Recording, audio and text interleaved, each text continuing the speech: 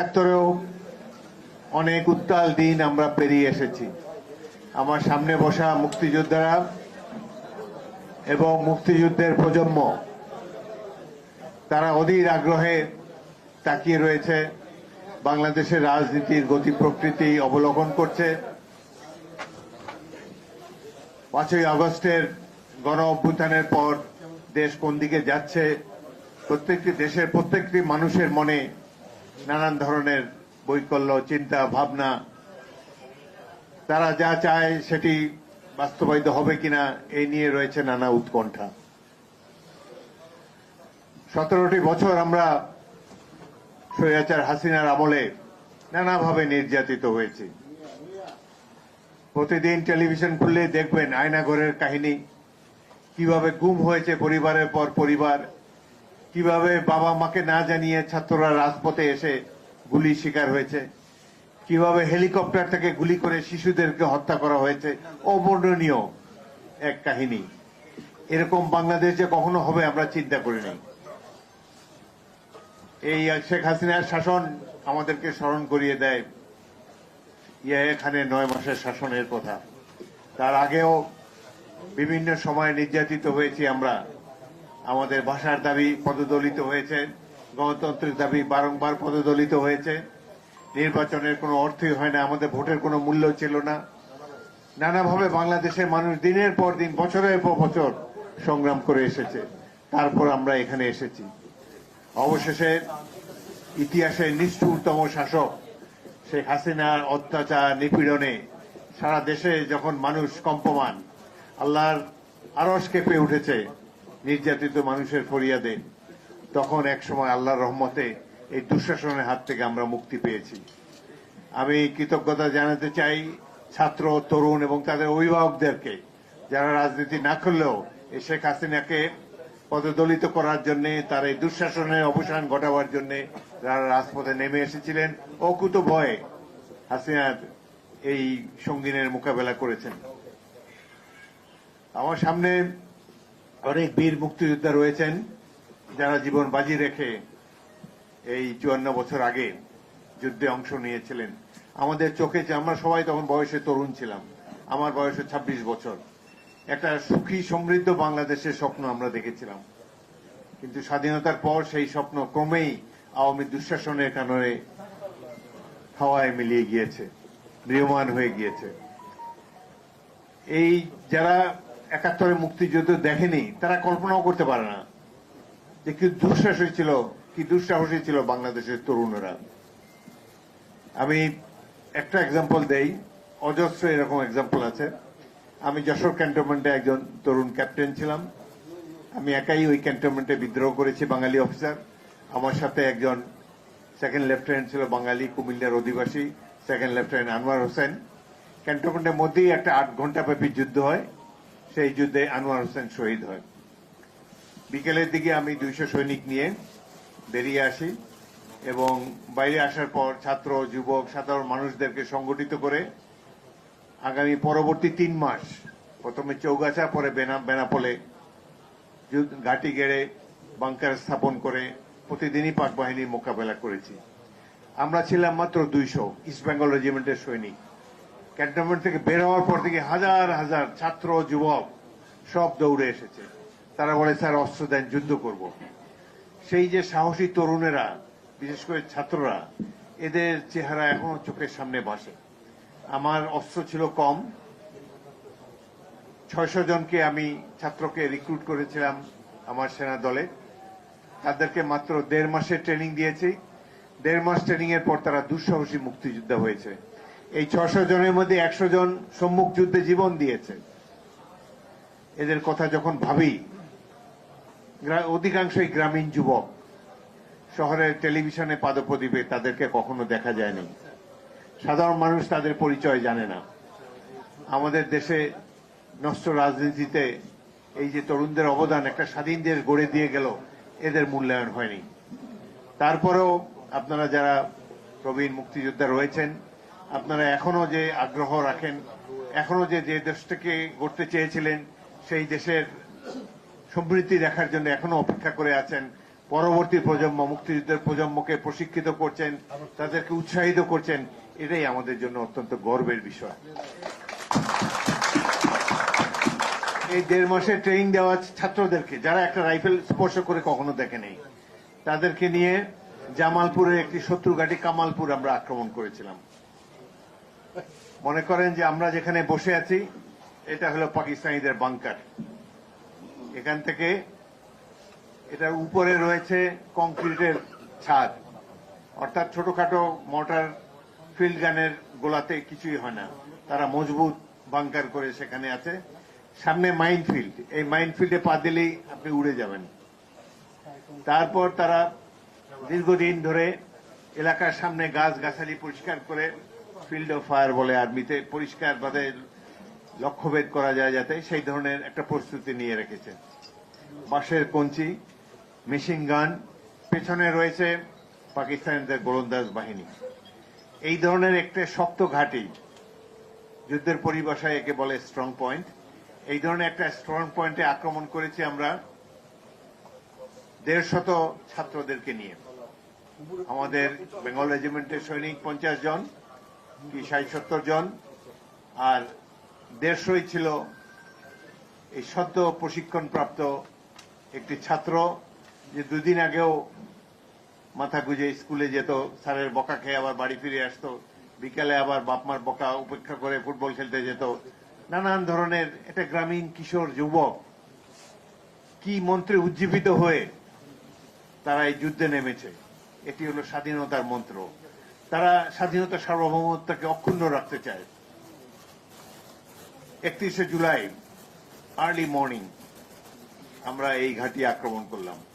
এই ধরনের ঘাঁটি আক্রমণ করতে অবশ্য প্রয়োজন আমাদের জন্য গোলন্দাজ বাহিনীর সহায়তা। আমাদের সাথে কোনো গোলন্দাজ বাহিনী ছিল না, আমরা কোনো সাপোর্ট পাইনি। এই ধরনের মাইনফিল্ড পেরিয়ে মেশিন গানের গুলি পিস্টি উপেক্ষা করে, শত্রুর মুহুর্মুহু কামানের গোলা উপেক্ষা করে আমরা 200 জন শত্রুর ঘাঁটির কাছে গিয়েছিলাম, কিন্তু যেতে যেতে আমাদের 100 জনই শহীদ। এই যুদ্ধে আমি আহত হয়েছি, আমার বন্ধু একজন কোম্পানি কমান্ডার ক্যাপ্টেন সালাউদ্দিন শহীদ হয়েছেন। আমি অবাক বিষয়ে ভাবি কিভাবে এই ছাত্ররা, কি লেভেল অফ মোটিভেশন থাকলে তারা এই ধরনের আক্রমণে যেতে পারে। 73 সালে ইংল্যান্ডে একটা কোর্সে আমি গিয়েছিলাম, এখান থেকে পাঠানো হয়েছিল আমাকে, 3 মাসের কোর্স। সেখানে অফিসাররা জানতে চাইতো, কারণ তারা তো যুদ্ধ করে নাই, ব্রিটিশ আর্মি বহুদিন যুদ্ধ করে নাই, তারা জানতে চাইছে আমার কাছে, যেহেতু আমার কমব্যাট এক্সপিরিয়েন্স ছিল, তারা জানতে চাইলো যে কিভাবে তোমরা এই আক্রমণগুলো করেছো। আমি যখন কামালপুর আক্রমণের বর্ণনা তাদেরকে দিয়েছি, পিন ড্রপ সাইলেন্স নিয়ে তারা শুনতো, চোখ বড় বড় হয়ে যেত, এবং শোনার পরে একই মন্তব্য করত যে কোনো পেশাদার বাহিনীর পক্ষে এই ধরনের আক্রমণ করা সম্ভব নয়। কোনো রেগুলার আর্মি এই ধরনের আক্রমণে যাবেই না কামানের গোলন্দাজ বাহিনীর সাপোর্ট ছাড়া। একমাত্র যারা সুইসাইড স্কোয়াড, দেশের স্বাধীনতার জন্য যারা জীবন উৎসর্গ করতে পাগল পারা, সেই ধরনের দুঃসাহসী যুবকেরা, তরুণেরাই পারে এই ধরনের আক্রমণ পরিচালনা করার জন্য। ভাই কি ভাই, হোয়াট ইজ ইউর প্রবলেম ভাই, প্লিজ। বড় কষ্ট লাগে এই দেশের জন্য, আমরা এই দেশের জন্য অনেক কষ্ট করছি। Have patience for 10 minutes. আমার যুদ্ধের, আপনারা জানেন, আধুনিক যুদ্ধ বেতার সেটের মাধ্যমে পরিচালিত হয়। আমার বেতার সেটটা ক্যারি করছিল সিরাজ বলে এক তরুণ সৈনিক। আমার পাশে উলফত যেরকম বসে আছে 6 ইঞ্চি দূরে, সেও 6 ইঞ্চি দূরে ওই বেতার যন্ত্রটা বহন করে আমার সাথে সাথে চলছিল। আমার হাতে হ্যান্ডসেটটা শুধু ছিল। হ্যান্ডসেটে আমি কথা বলার চেষ্টা করছি অন্য কমান্ডারদের সাথে, মেজর জিয়াউর রহমানের সাথে কথা বলার চেষ্টা করছি। গা ঘেঁষাঘেঁষি 6 ইঞ্চি পাশাপাশি, হঠাৎ দেখি তার শরীরের নিম্নাঙ্গ উড়ে গিয়েছে, মাইনফিল্ডের উপরে এসে পড়েছে, তার শরীরের অর্ধেক মুহূর্তেই উড়ে গেল। ঘটনাস্থলেই সে মৃত্যুবরণ করলো সিরাজ। তার এখানে দুঃখ করারও সময় নাই, শোক করারও সময় নাই। সামনে শত্রু, মেশিন গানে গুলি আসছে, কামানের গোলা পড়ছে, তাড়াতাড়ি ওয়ারলেস সেটটা আরেকজনের কাঁধে দিয়ে আমরা শত্রুর দিকে গেলাম। সামনের কয়েকটি বাংকার দখল করলাম, কিন্তু সালাউদ্দিনের মৃত্যুর কারণে, আমি আহত হওয়ার কারণে আমাদেরকেও পিছনে নিয়ে এসেছে, যার ফলে আক্রমণ সফল হয়নি। কিন্তু এই ধরনের আক্রমণে ব্রিটিশ আর্মিকে যখন আমি বললাম যে 1.5 মাসে ট্রেনিং প্রাপ্ত সৈনিকেরা আর্টিলারি সাপোর্ট ছাড়া এই ধরনের আক্রমণ করেছে, তার অবাক বিস্ময়। আমাদের জাতি তাদের চোখে যে সম্মানবোধ দেখেছি, এটি আমাদের জাতির গৌরব। ৭১ আমরা যুদ্ধ করেছি দেশের স্বাধীনতার জন্য, সারা জাতি যুদ্ধ করেছে, ইট ওয়াজ এ পিপলস ওয়ার। কিন্তু আজকে একটি রাজনৈতিক দল বলার চেষ্টা করছে ৭১ আমরা ভুল করেছিলাম। কোথায় ছিল তারা? এই গত ১৭ বছরের দুঃশাসনের কালে তারা ছাত্রলীগে, আওয়ামী লীগে ভর্তি হয়ে জীবন রক্ষা করেছে। আমরা তো এই কৌশল তো আমাদের ছিল না। আমরা সরাসরি শত্রুর মোকাবেলা করেছি, ৯টি মাস যুদ্ধ করেছি। ১৮টি জেলা ছিল তখন, একটা জেলা সিলেট একমাত্র মুক্তিবাহিনী দখল করেছে মেজর জিয়াউর রহমানের নেতৃত্বে, প্রথম ইস্ট বেঙ্গল। আমি 14ই ডিসেম্বর তারিখে সেই আক্রমণ পরিচালনা করেছি। আমার 18 জন সৈনিক ঘটনাস্থলে নিহত হয়েছে, শহীদ হয়েছে। ভয়াবহ যুদ্ধ। আমাদের সাথে বেতার সেট ছিল, একজন ভারতীয় মেজর ছিল বেতার সেট নিয়ে, কিন্তু চা বাগানের ভিতর দিয়ে আসার কারণে বেতার সেট কাজ করছিল না। চা বাগান পেরিয়ে যে মুহূর্তে সিলেট শহরের মধ্যে পা রাখলাম, সিলেট অপরিচিত জায়গা, আমি কোনোদিন যাইনি, আমাদের সাথেও কেউ যায়নি, মেজর জিয়াউর রহমানও কোনোদিন যান নাই। একজন মাত্র সিলেটি অফিসার ছিল আমাদের সাথে, ক্যাপ্টেন নূর, সে পেছনে ছিল।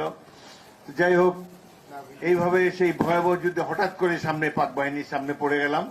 আমরা ট্রেঞ্চও খুঁড়তে পারিনি, তার আগেই তারা আমাদের উপর আক্রমণ চালালো।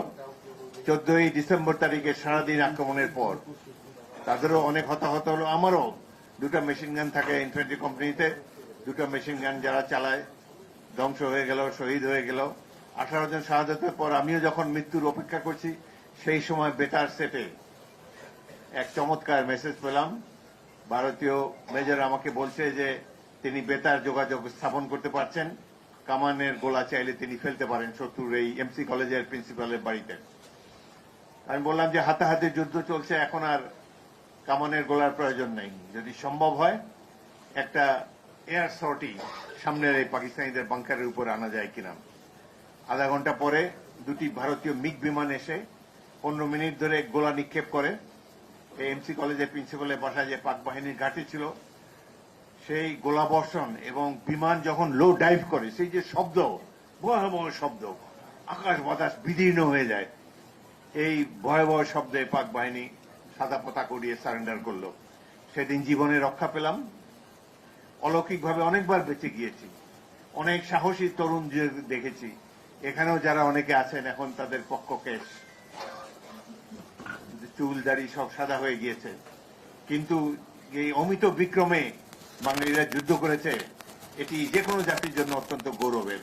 পাকিস্তান স্বাধীন হয়েছে মাউন্ট ব্যাটেনের নেতৃত্বে ব্রিটিশ আমলে, টেবিলের উপরে, ম্যাপের উপরে আঁকুবুকি করে 2টি দেশ সৃষ্টি হয়েছে। কিন্তু এই যে মেশিন গানের সামনে বুক পেতে দিয়ে শত্রুর সাথে হাতাহাতি বাংকারে গিয়ে লড়াই করে এই বাঙালি যাদেরকে নন মার্শাল রেস বলে সবাই উপহাস করত, এই জাতি যে বীর বিক্রমে যুদ্ধ করতে পেরেছে ৭১, সে এক গৌরবের ইতিহাস। আজকে লক্ষ্য করেছি দুঃখের সাথে ৭৩ থেকে ৭২ থেকেই এই সাহসী যুবকদের কথা ভুলিয়ে দেবার জন্য, মুক্তিযুদ্ধের গৌরবময় উপাখ্যানকে ভুলিয়ে দেবার জন্য তৎকালীন আওয়ামী লীগের সরকার চেষ্টা করেছে। তারা বোঝাতে চেষ্টা করেছে যে কেবলমাত্র তাদের নেতাদের বক্তৃতাতেই দেশটা স্বাধীন হয়ে গিয়েছে। এই যে লক্ষ কোটি মানুষের যে আত্মত্যাগ, সারা জাতি যে যুদ্ধ করতে পারে, এই বর্ণনা ইতিহাস বইতে আপনি খুঁজতে পাবেন না। বাংলাদেশের বেশ কয়েকটি রাজনৈতিক দল আছে, ক্ষুদ্র তাদের কলিজা, এরা সব কৃতিত্ব তারা নিজেরাই নিতে চায়, কাউকে কোনো কৃতিত্ব দিবে না। বিশেষ করে গ্রামীণ যুবক, গুলশান, বনানী, বাড়িধারায় যারা থাকে না, যারা বৃহৎ অট্টালিকাতে এসিতে বসবাস করে না, যাদের পা নগ্ন পদ, গায়ে শুধু একটি গেঞ্জি, পরনে একটি লুঙ্গি, হাতে একটা রাইফেল আমরা ধরিয়ে দিয়েছিলাম। প্রকৃত মুক্তিযোদ্ধার চেহারা হলো এই। এরা যে বীর বিক্রমে যুদ্ধ করেছে, ইতিহাসে এটি লিপিবদ্ধ হয় নাই কেবল রাজনৈতিক দলের নেতাদের কুচক্রের কারণে। তারা চেষ্টা করেছে শুধু তাদের নেতাদেরকে গ্লোরিফাই করার জন্য। এই ধরনের চলতে চলতে অবশেষে আমরা এই জুলাই আগস্টে, 24শে আগস্টে এসে এই হারমাত বাহিনীর স্বৈরাচারের মোকাবেলা করতে পেরেছি। সারা জাতি আবার মাঠে নেমেছে। এটি 1-1.5 মাসের যুদ্ধে বাংলাদেশ দ্বিতীয়বারের মতো স্বাধীন হয়নি। 17 বছর বিএনপি এবং অন্যান্য বিরোধী দল কত সংগ্রাম করেছে। আমি নিজে 5 বার জেলে গিয়েছি। আমাদের নেতা কর্মীদের অসংখ্যবার আমরা কারাগারে নিক্ষিপ্ত হয়েছি, গুম হয়েছে, নিহত হয়েছে মিথ্যা মামলায় বারংবার। 18 সালে একটা নির্বাচন দিয়েছিল শেখ হাসিনা, তার আগে দেখি কয়েক হাজার নির্বাচন করতে গিয়েছে, দেখি আমার 4000 লোক, আমার 4000 কর্মী তারা গায়েবী মামলার আসামি। হাইকোর্টে দৌড়াদৌড়ি করলাম, 300-400 মতো জামিন নিতে পারলাম, বাকি অধিকাংশ এলাকায় যেতে পারে নাই। দিনের ভোট সেবা রাতে হয়েছিল, আগের রাতে ভোট টোট দিয়ে সেরেছিল। এইভাবে নির্বাচনের নামে তারা প্রহসন করেছে। এই কারণে আল্লাহর গজব তাদের উপরে পড়েছে। শেখ হাসিনাকে এইভাবে তাকে দেশ ছেড়ে পলায়ন করতে হচ্ছে। এখন আবার শুরু হয়েছে এক নতুন সংগ্রাম। 17 বছর আমরা সংগ্রাম করলাম জনগণের ভোটাধিকার ফিরে পাওয়ার জন্য। এখন যখন নির্বাচনের দ্বার প্রান্তে আমরা উপনীত, প্রফেসর ইউনূস তাকে আমরা খুবই সম্মান করি। প্রথম দিকে তিনি নির্বাচন দিতে চান নাই। কিছু কিছু লোক তাকে কুমন্ত্রণা দিয়েছে যে আপনি আজীবন থাকেন কিংবা 10 বছর থাকেন।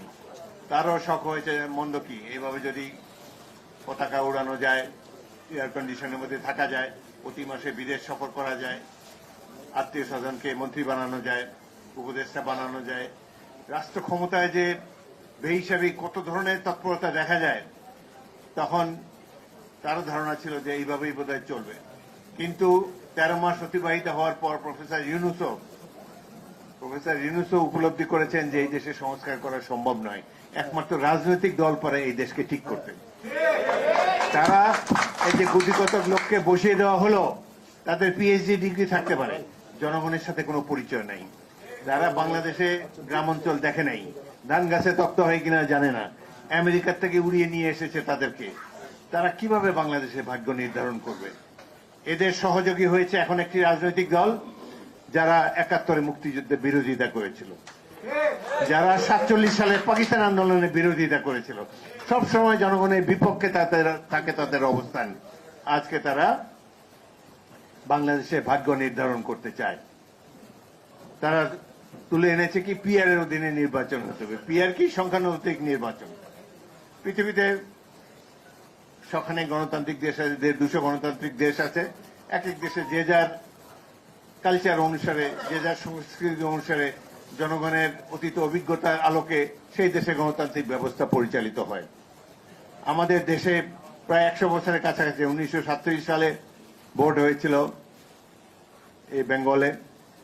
তার আগেও 2-1 বার ভোট হয়েছে, কিন্তু 37 সালে জনগণ প্রথমবারের মতো সংঘবদ্ধভাবে ভোট কেন্দ্রে গিয়ে তারা তাদের প্রার্থীকে নির্বাচন করেছে। সেই 37 সাল থেকে আজ অবধি আমরা এই বর্তমান যে সিস্টেম বাংলাদেশে চালু রয়েছে, 1 ম্যান 1 ভোট, এইভাবেই একজন ব্যক্তিকে তারা নির্বাচিত করে এসেছে। প্রত্যেকটি আন্দোলন সংগ্রামে বাংলাদেশের জনগণ সঠিক সিদ্ধান্ত নিয়েছে, কোনোদিন তারা ভুল সিদ্ধান্ত দেয়নি। কিন্তু বর্তমান সরকারের এবং এই রাজনৈতিক দল জামাত ইসলামের কিছু কিছু লোক মনে করে যে আমাদের জনগণ ভোট দিতে জানে না, তারা অশিক্ষিত, সুতরাং ভোটের সিস্টেম পরিবর্তন করতে হবে। তারা সংখ্যানুপাতিক নির্বাচন বা পিআর বলে একটা ব্যবস্থা যেতে চায়। আমাদের আশেপাশে কোথাও পিআর নাই, আছে নেপালে ছিল, সেখানে 2 বছরে প্রায় 10টি সরকার এসেছে আর গিয়েছে। অবশেষে তাদের প্রাক্তন মন্ত্রী, প্রধানমন্ত্রী কয়েকজনকে পুড়িয়ে মেরেছে। বোঝা যায় এটি একটি দুর্বল সরকার, এই সিস্টেম সুট করে না। সেটি ছিল নেপালে। আরেকটা ছিল শ্রীলঙ্কাতে, সেখানেও একই অবস্থা হয়েছে, জনরোষের সরকার পতন হয়েছে। পাশের দেশ ভারত, যাদের বুদ্ধিতে এই সমস্ত কথাবার্তা বলে, সেখানে কিন্তু পিআর নাই, সেখানে বাংলাদেশের মতোই নির্বাচন হয়। গণতন্ত্রের মাদার কান্ট্রি যুক্তরাজ্যে, ইংল্যান্ডে, সেখানেও এই বাংলাদেশের মতো সিস্টেমে ভোট হয়। যদি এই পিআর সিস্টেম এতই ভালো থাকতো, তাহলে যারা 200-300 বছর ধরে যারা গণতন্ত্র প্র্যাকটিস করে এসেছে, তারা তো এই ব্যবস্থাটা, এই সংখ্যানুপাতিক নির্বাচনই তাদের দেশের জন্য গ্রহণ করত। তাহলে তো ইংল্যান্ডে এই সিস্টেমে ভোট হতো, প্রতিবেশী রাষ্ট্র ভারতও এই সিস্টেমে ভোট হতো। এখন এই সিস্টেমে ভোট হয় ইসরায়েলে, নেদারল্যান্ডসে আর 2-4টি দেশে, যাদের দেশে কালচার এরকম, তাদের রিকোয়ারমেন্ট অন্যরকম, হয়তো তাদের জন্য এটাই ভালো। এক এক দেশে যার জন্য যে সিস্টেম ভালো সেটা করুক। কিন্তু বাংলাদেশের মানুষ, সাম্প্রতিককালের একটি জরিপে দেখা গিয়েছে যে 56% মানুষ জানেই না যে সংখ্যানুপাতিক নির্বাচন কি। সুতরাং এই ধরনের একটি ব্যবস্থা যদি বাংলাদেশের উপরে চালিয়ে দেওয়া হয়, এটি অন্যায় করা হবে। জনগণের রায়কে সবসময় এই জামাতে ইসলামী ভয় পায়। এই জন্য প্রত্যেকটা নির্বাচনে অংশগ্রহণ করে কোনোদিন 17টার বেশি আসন পায় নাই। আমাদের দল বিএনপি যখন লেজে গোবরের অবস্থা হলো, সবসময় বিপুলভাবে 4 বার তো জনগণের ব্যাপক সমর্থন নিয়ে আমরা রাষ্ট্র শাসনের দায়িত্ব পেয়েছি। 1996 সালে অনেক লেজে গোবর অবস্থায় আমরা নির্বাচন করেও 120টি আসন পেয়েছি। তখন এই জামাতে ইসলামী আওয়ামী লীগ ঐক্যবদ্ধভাবে বিএনপিকে প্রতিরোধ করার চেষ্টা করেছিল। আমরা সবসময় জনগণের রায়কে মাথা পেতে নেই। এই তারা যদি মনে করে যে 2-3টি দল পিআরএস সিস্টেমে নির্বাচনে যেতে চায়, তারা যদি মনে করে যে তাদের এই নির্বাচনী ব্যবস্থায় বাংলাদেশের মানুষের জন্য সবচেয়ে বেশি সঠিক, সবচেয়ে বেশি কার্যকর, তাহলে তারা তাদের নির্বাচনী ম্যানিফেস্টোতে, তাদের নির্বাচনী ইশতেহারে এটি তারা জনগণকে জানিয়ে দেখ যে আমরা নির্বাচিত হলে পরবর্তী কাল থেকে এই পিআর সিস্টেমের অধীনে বাংলাদেশে নির্বাচন হবে। কিন্তু 2-3টি রাজনৈতিক দল মিলে তো একটি নির্বাচনী ব্যবস্থা জনগণের উপরে চাপিয়ে দিতে পারে না। পৃথিবীর কোথাও এরকম হয়নি। গণতান্ত্রিক ব্যবস্থা হলো জনগণের সম্মতিতে সিদ্ধান্ত গ্রহণ। একমাত্র নির্বাচনই গণতন্ত্রের অনুষঙ্গ, যার মাধ্যমে আমরা সঠিক পথে যেতে পারি। সুতরাং আশা করব এই ধরনের উদ্ভট কথা, নিজেরা জিততে পারবে না সেই জন্য এই ধরনের নতুন কোন সিস্টেমের এক্সপেরিয়েন্স, বাংলাদেশের মানুষ তো গিনিপিগ না। 17 বছর অনেক কষ্ট করেছি আমরা। সাধারণ মানুষকে অনেক পরিশ্রম দিতে হয়েছে, জীবনের বিনিময়ে কত পরিবার ধ্বংস হয়ে গিয়েছে। এদেরকে তো এক্সপেরিমেন্ট করতে পারেন না। জনগণের সম্মতি প্রয়োজন, রাষ্ট্রের মালিক জনগণ। আমরা তাদের সম্মতি নিয়ে পরবর্তীকালে যদি যাদেরকে জনগণ আগামী নির্বাচনে, ফেব্রুয়ারি নির্বাচনে জনগণ যাদেরকে ভোট দিবে তারা দেশকে সাজিয়ে নেই। তারা যেই সিস্টেমে নির্বাচন করতে চায় তারা আগেই নির্বাচন আগে বলুক, জনগণের রায় পেলে সেই নির্বাচন তারা বাস্তবায়ন করুক, আমরা মাথা পেতে নেব।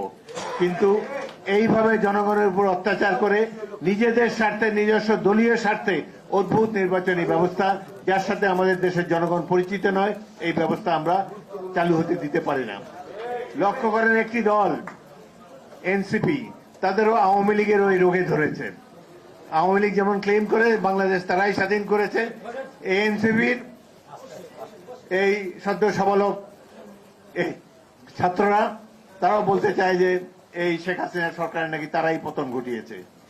বিএনপির 588 জন সদস্য এই 1.5 মাসের সংগ্রামে জীবন দিয়েছে। এখন তারা মনে করে যে তারাই হলো এই রাষ্ট্রের কর্ণধার, তাদেরই দায়িত্ব এই দেশকে ঠিক করার। কিছুদিন আগে ডাকসু নির্বাচন হলো, এই এনসিপি তো সবাই ছাত্র, তারা ছাত্রদের প্রতিনিধি বলে দাবি করতো, 100 ভোট পায় না ডাকসু নির্বাচনে। এরা এখন এই দেশে বলতে চায় পিআর সিস্টেম না হলে নির্বাচনী হতে দেব না। আরে অদ্ভুত কথা। এই দেশে মানুষের কোনো মূল্য নাই, জনগণের রায় হবে না। বাংলাদেশ তো টিকে থাকবে অনন্তকাল ধরে ইনশাল্লাহ। জনগণের কাছে যান, আপনাদের ম্যানিফেস্টোতে বলেন, ইশতেহারে বলেন যে আমরা সংখ্যানুপাতিক নির্বাচন চাই এই দেশে। জনগণ যদি আপনাদেরকে সংখ্যাগরিষ্ঠতা দেয় তাহলে আপনারা এই ব্যবস্থা চালু করেন, আমরা মাথা পেতে নেব। কিন্তু এইভাবে জনগণের উপরে 2-3টি রাজনৈতিক দল ইউরোপ আমেরিকার থেকে আগত বুদ্ধিজীবীদের দ্বারা পরিচালিত হয়ে এই ধরনের সিস্টেম করতে দেওয়া বাংলাদেশের গণতন্ত্রের জন্য অত্যন্ত ক্ষতিকর হবে। আমরা দেশের সর্ববৃহৎ দল, রাজনৈতিক দল বিএনপি, আমরা কখনোই এটিকে সহ্য করব না। আজকে সারা আমরা জানি পতিত স্বৈরাচার ভারতে বসে বাংলাদেশের বিরুদ্ধে ষড়যন্ত্র করে যাচ্ছে।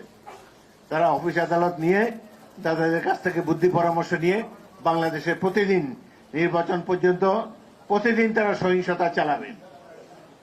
এদের তো কোনো দেশ নাই, এরা এখন মাসির দেশে গিয়েছে, সেইখান থেকে সহিংসতা চালিয়ে বাংলাদেশকে ধ্বংস করতে চায়। এত অত্যাচার, নিপীড়ন, মানি লন্ডারিং করে দেশের অর্থনীতি ফোকলা করে দিয়ে গেছে, কিন্তু এদের জন্য তাদের কোনো অনুশোচনা নাই, তারা কোনো দুঃখবোধ তাদের নাই। এই যে বাংলাদেশের প্রতিষ্ঠান ধ্বংস করে গেল, 3টি নির্বাচনে একের পর এক তারা যে প্রহসন মঞ্চস্থ করে জনগণের গণতন্ত্রকে ধ্বংস করে গেল, এই জন্য তাদের মধ্যে কোনো অপরাধ বোধ ক্রিয়াশীল নয়। তারা প্রতিবেশী রাষ্ট্র ভারতের স্বার্থ উদ্ধারের জন্য রাজনীতি করে, ভবিষ্যতেও তাই করবে। এদের মধ্যে কোনো পরিবর্তন আমরা দেখতে পাচ্ছি না। হিল ট্র্যাক্সে আবার শুরু হয়েছে পুরানো খেলা। এই চট্টগ্রাম হিল ট্র্যাক্স, ইতিমধ্যে সেখানে ভারতীয় পতাকা উঠত বহু বছর আগে থেকেই। কেবলমাত্র শহীদ রাষ্ট্রপতি জিয়াউর রহমান তিনি সেখানে বাঙালিদেরকে পাহাড়ি এলাকায় পুনর্বাসিত হওয়ার কামলে জনসংখ্যার মধ্যে একটা ব্যালেন্স এসেছে, যার জন্য এখন আর তারা ভারতের পক্ষে স্বাধীনতা ঘোষণা করতে পারছে না। এই জন্য শহীদ জিয়াউর রহমান ইতিহাসে অমর হয়ে থাকবেন। তিনি বাংলাদেশের অখণ্ডতাকে রক্ষা করেছেন, স্বাধীনতা সার্বভৌমত্বকে সবসময় পতাকাকে উড্ডীন রেখেছেন। আজকে দেশের অর্থনীতি স্থবির, কেবলমাত্র প্রবাসী ভাইদের যে অর্থ সাহায্য রেমিটেন্স পাঠায় সেটার উপরে টিকে আছে এই অর্থনীতি। কোনো বিদেশি বিনিয়োগ, দেশি বিনিয়োগ কিছুই হচ্ছে না। তার মধ্যেও বর্তমান সরকারের বিলাস বেসনের কোনো কমতি নাই। প্রফেসর ইউনূসকে আমরা সম্মান করি, তিনি দেশের গৌরব, কিন্তু রাষ্ট্র চালনায় তিনি সফলতার মুখ এখনো দেখতে পাননি। সফলতা পান না পান, ব্যয় সংকোচতাকে করতে হবে। 104 জনকে নিয়ে তিনি কেন জাতিসংঘে গেলেন? 10 মিনিটের একটা ভাষণ দেবেন। আমি জাতিসংঘে 2বার গিয়েছি এই ধরনের মিটিংয়ে। আমি বাংলাদেশ প্রতিনিধি দলের নেতৃত্ব দিয়েছি CSD 8, CSD 9-এ। সেখানে বিশেষ করে এখন যে অধিবেশন চলে, অনেক রাষ্ট্রের যারা কর্ণধার তারা জানি না এখানে। এটা একটা মেঠো বক্তৃতা দেয় 10 মিনিটের, এটা কেউ শুনে কেউ শোনে না। কোনো গুরুত্বপূর্ণ রাষ্ট্র হলে শোনে। এবং বিশেষ করে বাংলাদেশ যখন বক্তৃতা দেয়, দুঃখ হলেও সত্য, অতীতের সরকারগুলোর আমলে, প্রেসিডেন্ট জিয়াউর রহমানের সরকার ছাড়া অন্যান্য যেসব সরকারের আমলে জাতিসংঘে গিয়েছে বাংলাদেশ প্রতিনিধি দল, বক্তব্য দিয়েছে, ওই সময় লোকজন উঠে চলে যেত। ওরা লিস্টে দেখে যে এই দুর্বল রাষ্ট্রগুলা কখন বক্তৃতা দিবে, ওই সময় কেউ থাকে না জেনারেল অ্যাসেম্বলিতে। এই ধরনের একটি অপ্রাসঙ্গিক একটি মিটিং এর জন্য 104 জনের বিরাট লটবহর নিয়ে গিয়েছে। এটা বাংলাদেশের জনগণের ট্যাক্স পেয়ারের অর্থের অপচয়। তার প্রেস টিমের 5 জন গিয়েছে, অন্যান্য সাংবাদিকরা তো গিয়েছে। এটা তো আপনার আমাদের অর্থের অপচয়। এইভাবে মাঝখানে তার বোধোদয় হয়েছিল, তিনি 54 জন নিয়ে গিয়েছিলেন, অ্যাকসেপ্টেবল। কিন্তু 104 জনকে নিয়ে এইভাবে পিকনিক করতে যাওয়া বাংলাদেশের মতো দুর্বল অর্থনীতির দেশের পক্ষে মানানসই নয়। দেশে আজকে গণতন্ত্র নেই বলে এরকম হচ্ছে। আজকে যদি একটা নির্বাচিত সরকার থাকতো এখানে, তাহলে এইভাবে ভারতে বসে হাসিনাও এত ড্রামা করতে পারতো না, আর এই ধরনের অর্থের অপচয় হতে পারতো না। শেখ হাসিনা এর চাইতেও বেশি প্রতিনিধি দল নিয়ে বেড়াতে গিয়েছেন। কখনো দিনের পর দিন বাংলাদেশ বিমানের এয়ারক্রাফট, কখনো ফিনল্যান্ডে, কখনো ইংল্যান্ডে, কখনো যুক্তরাষ্ট্রে বসে আছে।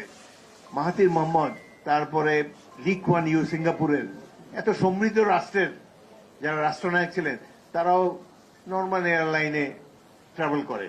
কিন্তু এইভাবে দরিদ্র একটা দেশে মানুষ বিমান নিয়ে ওখানে বসিয়ে রাখে এবং ঘন্টার পর ঘন্টা অনেক টাকা ফ্রি দিতে হয় বিভিন্ন এয়ারপোর্টে বিমান বসিয়ে রাখলে। কিন্তু বাংলাদেশের মানুষ অত্যন্ত উদারচেতা, সাধারণ মানুষ সরকার কি করে এটা জানতেও পারে না অনেকে। এখন এই শেখ হাসিনা বিদায়ের পর কিছুটা প্রেস ফ্রিডম এখানে এসেছে, আমরা জানতে পারি যে সরকার প্রধানরা কি করে। সেই জন্য এই ধরনের কাহিনী মাঝে মাঝে বের হয়ে আসছে। এদের তো লুণ্ঠন তো সীমাহীন। একটা প্রতিমন্ত্রী, তার 360টা বাড়ি শুধু লন্ডনে, 200 বাড়ি দুবাইতে, আমেরিকাতে। এই দেশের সরকার অনেক কাজ করে, কিন্তু এই টাকা ফিরিয়ে আনার জন্য তাদের যে উদ্যম, এটা যথেষ্ট নয় বলে আমরা মনে করি। বাংলাদেশের মতো এই ধরনের সীমিত আয়ের দেশে তারা যে অর্থ লুটপাট করেছে, সবচেয়ে বেশি গুরুত্ব দেওয়া উচিত ছিল প্রতিবেশী সরকারের কাছে। আমাদের পররাষ্ট্র মন্ত্রণালয়ের এই অর্থগুলো দেশে ফিরিয়ে আনার জন্য আরো কঠিন পদক্ষেপ নেওয়া উচিত ছিল। এসবের মধ্যে তারা নাই। আরেকটা জিনিস, বাংলাদেশ যে এখনো নির্বাচনী ম্যাপে প্রার্থিত বা প্রয়োজনীয় পদক্ষেপ নিতে পারছে না, তার একটি কারণ হলো বর্তমান প্রশাসন। এখানে স্বৈরাচারের দোসররা এখনো বসে আছে।